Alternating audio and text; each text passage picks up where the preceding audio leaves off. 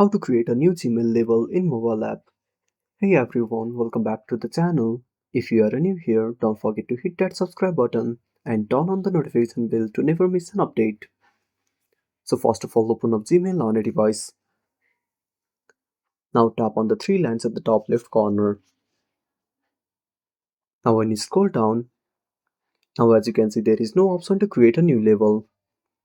Now to create a new label, you need to go back to the home screen, open up your web browser, then tap on the search bar and type gmail.com. Then tap on search. Now simply sign in into your account.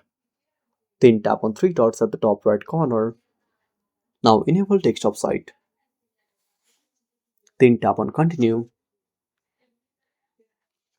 Now enter the lock screen password. Again wait for a few seconds. Now once the website loads, now at the left menu, you will find labels.